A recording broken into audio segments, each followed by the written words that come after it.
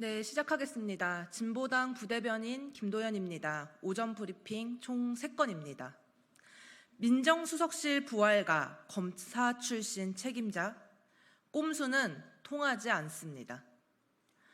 총선 참패 이후 김건희 여사 명품백 수수와 주가 조작 등 가족 리스크에 부담이 커진 대통령실에서 민정수석실 부활을 고려하고 있으며 민정수석으로 검사 출신 인사들이 거론되고 있습니다. 윤석열 대통령은 지지율 회복을 위해 발버둥 치고 있지만 시간이 지날수록 국민이 기대할 것은 없는 정부입니다. 자신의 공약을 손바닥 뒤집듯 바꾸는 것이야 100번 양보해서 그렇다고 칩시다. 시민사회와 소통하겠다며 시민사회 수석실은 폐지하겠다 하고 민정수석실 책임자 자리에 검사 출신을 채워 넣겠다는데 이게 무슨 민심 청취입니까? 민심에는 관심이 없고 오로지 자신의 임기를 무사히 끝내기 위해 노력 중입니다. 하지만 지난 역사를 보면 우리 국민은 불의한 정권을 그대로 놔둔 적이 없습니다. 다시금 윤석열 대통령에게 주문합니다. 민심을 들을 의지가 있다면 꼼수 부리지 말고 김건희 특검법을 반드시 받아야 할 것입니다. 두 번째입니다. 용산 이전과 해외 순방에 쓴 국가 비상금은 윤석열 대통령의 용돈이 아닙니다. 국민들이 가정의 달의 각종 기념일을 앞두고 외식 물가가 껑충 뛰어 고통을 호소하고 있는데 뒷목 잡고 쓰러질 소식이 전해졌습니다. 윤석열 정부가 국가 비상금으로 불리는 일반 예비비를 대통령실 이전과 해외 순방에 가장 많이 쓴 것으로 확인됐습니다.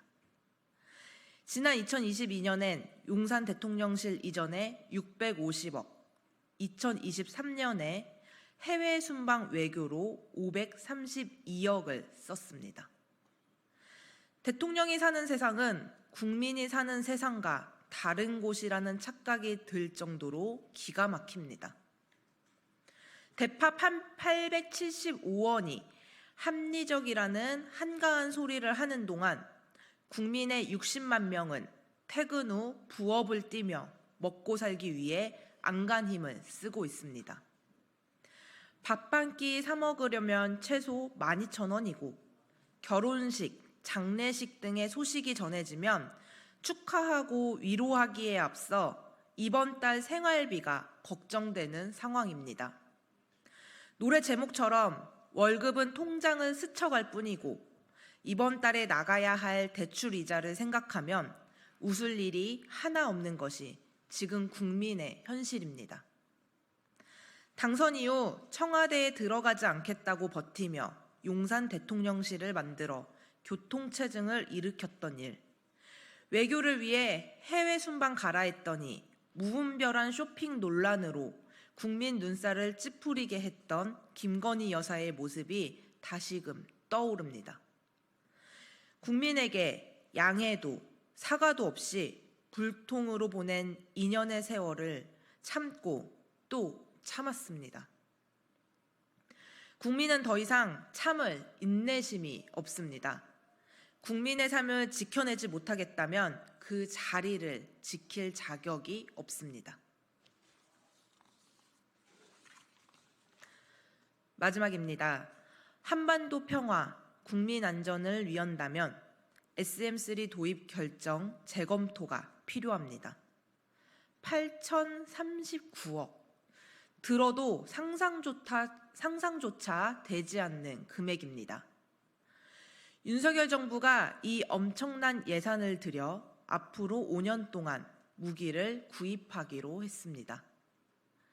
미국의 해상탄도 요격 유도탄 SM3의 구매인데 이 유도탄은 한국보단 미국으로 향하는 미사일을 요격하는 데 효과적이라고 알려졌습니다.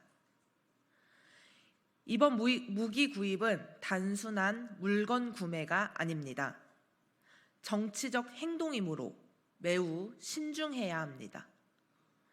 SM-3의 도입은 사실상 미국 방어용이기 때문에 미국의 미사일 방어 체계에 편입이 되는 것으로 풀이될 수밖에 없습니다.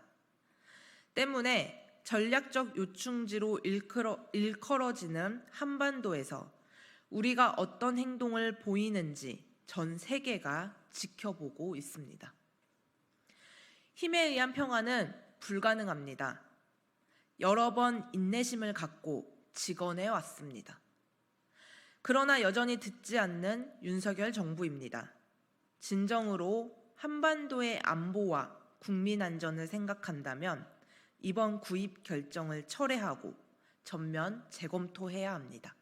이상입니다.